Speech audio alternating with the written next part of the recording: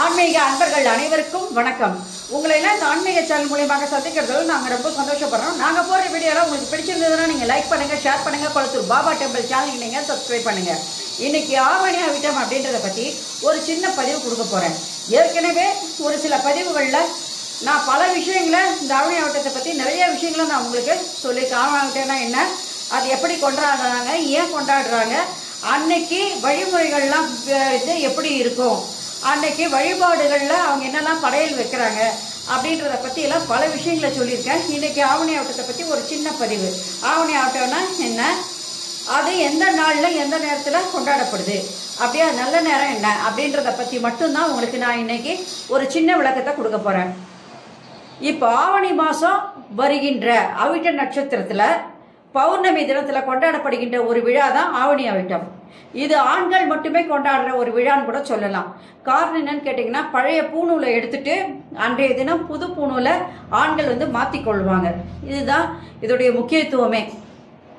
அன்னைக்கு என்ன பண்ணுவாங்கன்னா, 4 வேதங்களுக்கும் தலைவனாக இருக்கின்ற அந்த விஸ்வகர்மாவை நினைத்து வழிபட்டு சூரியனை மனதில் கொண்டு காயத்ரி மந்திரத்தெல்லாம் சொல்லி அன்னைக்கு அந்த வழிபாடுகளை அவங்க மிக சிறப்பாக செய்வாங்க.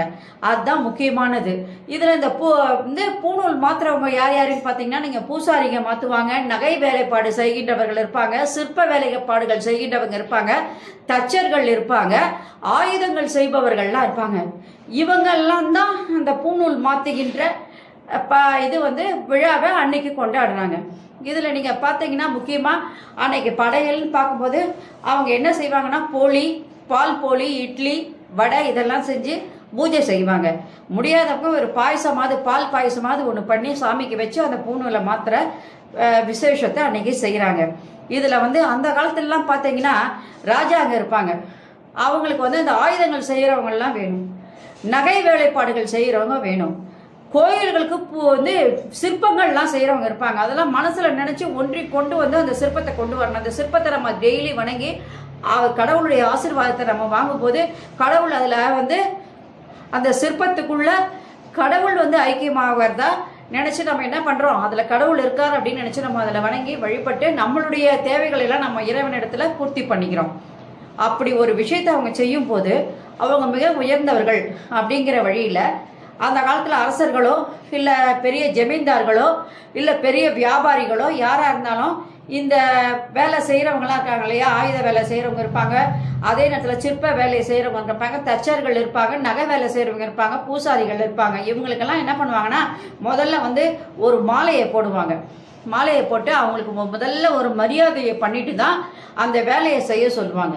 அப்போ அவங்களுக்கு டெய்லி அந்த மாதிரி மாலையை போட்டு அவங்கள அந்த வேலையை செய்ய சொல்லும்போது அந்த மாலை என்ன பண்ணோம், அவங்களுக்கு வேலை செய்யும் போது அந்த மாலையை அவுத்து வைக்க மாட்டாங்க. அந்த மாலை இடது கை பக்கமாக இருந்து வலது கை பக்கமாக அந்த மாலைகள் அப்படியே போட்டு அவங்க பாட்டுக்கு பணியை செஞ்சுக்கிட்டே இருப்பாங்க. சாயங்காலம் அவங்க அந்த 5 மணிக்கு அந்த வேலையை முடித்து வெளியில் வரும்போது அந்த பூவெல்லாம் கொட்டி வெறும் அந்த நூல் மட்டும்தான் இருக்கும். இதுவே நாளடைவில் பூநூல் மாற்றுவது என்ற விஷயமா வந்ததாக கூட ஒரு வரலாறுகள் உண்டு. இப்போ முக்கியமாக நீங்கள் என்னைக்கு இந்த பண்டிகை வருது அப்படின்னு பார்த்தீங்கன்னா, 9/8/2025 சனிக்கிழமை அன்னைக்கு வருது.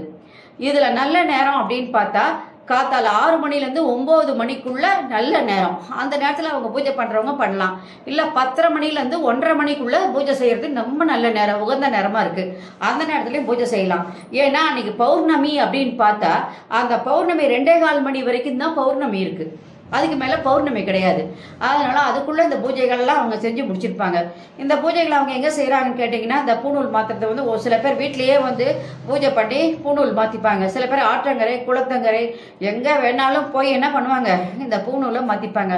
அதை முப்புரி நூல் கூட சொல்லுவாங்க. அந்த நூல்கள் 2 சேர இடத்துல மஞ்சள் தடவி வச்சுருப்பாங்க. அதை அவங்க இது பண்ண முக்கியமாக அந்த நூல் எப்படி இருக்குன்னா, அந்த பருத்தி நூலால் ஆனதாக தான் அது இருக்கும்.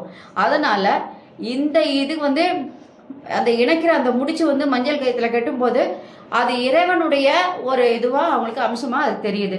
அதனால இந்த ஆவணி அவிட்டம் அப்படின்றது இந்த பூசாரிகள், நகை வேலை செய்பவர்கள், சிற்ப வேலை செய்பவர்கள், தச்சர்கள், ஆயுத வேலை செய்பவர்களுக்கு முக்கிய நாளாக அது அமைகிறது அப்படின்னு சொல்லி இந்த பதிவை நான் முடித்தாலும் வேறொரு பதிவோட மறுபடியும் உங்களை சந்திக்க நான் வரேன். நன்றி, வணக்கம். இந்த ஆடியோ வீடியோ உங்களுக்கு பிடிச்சிருந்ததுன்னா நீங்கள் லைக் பண்ணுங்கள், ஷேர் பண்ணுங்கள். கொளத்தூர் பாபா டெம்பிள் சேனலுக்கு நீங்கள் சப்ஸ்கிரைப் பண்ணுங்கள். நீங்களாம் என்னோட வரும்பொழுது இன்னும் நிறைய பதிவுகளை நான் சொல்ல கடமைப்பட்டிருக்கேன். நன்றி, வணக்கம். அனைவருக்கும் நலம் உண்டாகட்டும்.